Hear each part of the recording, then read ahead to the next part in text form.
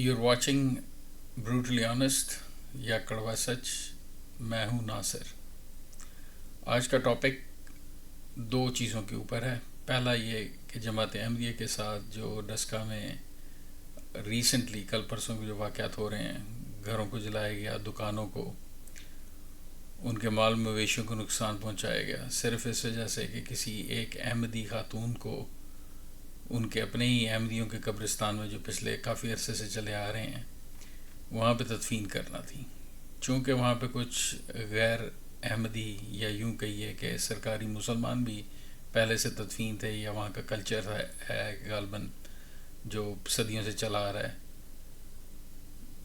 تو اس حساب سے انہوں نے شور مچایا کہ جی تدفین نہیں کرنے دینی. اوپر سے ایک بڑا آپ موب اکٹھا کر کے لے آئے. وہ تو شکر ہے پولیس نے اس مرتبہ کچھ سپائن دکھایا اور نفری بلا لی.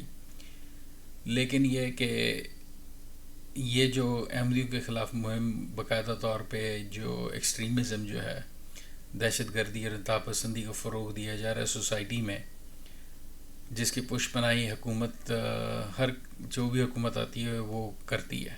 اس میں ایسے ایلیمنٹس ہیں جو اسلام کے نام پہ، مذہب کے نام پہ دکانداری چمکا رہے ہوتے ہیں.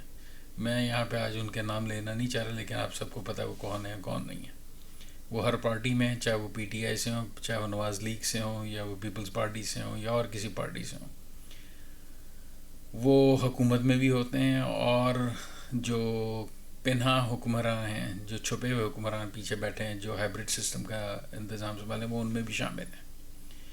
تو ایسے ایلیمنٹس کو یا ان کے اوپر اگر کوئی ہے جو دیکھ رہا ہے، سمجھدار لوگ یا جن کے اندر کچھ عقل یا باشعور لوگ ہیں، ان کو یہ سوچنا چاہیے کہ آپ نے پاکستان کو امریکہ کے کہنے کے اوپر چلانا ہے یا آپ نے اپنے انٹرسٹ کا فائدہ کرنا ہے.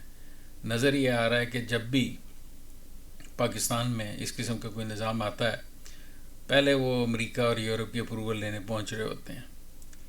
ابھی یہ ٹویٹر کے اوپر ایک صاحب ہیں سعادت پاشا، انہوں نے ایک بڑا خوبصورت شیئر کیا. کرسی نشینی جو 1887 میں انگریز حکمران دیا کرتے تھے سرٹیفکیٹ، اس قسم کے حالات تھے کہ یہاں پہ کولونائزیشن کے وقت میں جن کو کرسی نشینی کا سرٹیفکیٹ دیا جاتا تھا وہی سرکاری دفتر میں جا کے بیٹھ سکتے تھے کرسی کے اوپر. ادروائز حال ان کا بدترین سلوک تھا جانوروں کے ساتھ، جانوروں سے بھی بدترین. یہ حال تھا ہندوستان میں اس وقت کے سب کانٹیننٹ میں. اور اب انہی کی نسل میں سے لوگ آ گئے ہیں، کرسیاں سنبھال لی ہیں، جن کو کرسی نشینی کے سرٹیفکیٹ لینے کے لیے قطار میں لگنا پڑتا تھا.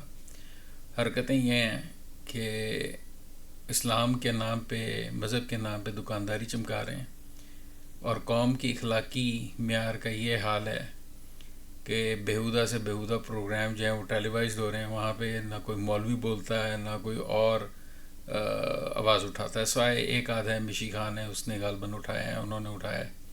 I respect her for that. دوسرا جو آپ اپنے ملک میں خود ہی دیکھ لیں کہ ملیریا سے لے کے ڈینگی یا کووڈ سے لے کے اور کوئی بیماریاں، وبائی بیماریاں ہیں. آن ٹاپ آف دیٹ آپ کے اپنے ملک میں ایچ آئی وی، ایڈز، اور اب ایچ پی وی، ہیومن پیپلوما وائرس جیسی مہلک جنسی بیماریاں جو ہیں وہ پھیل رہی ہیں.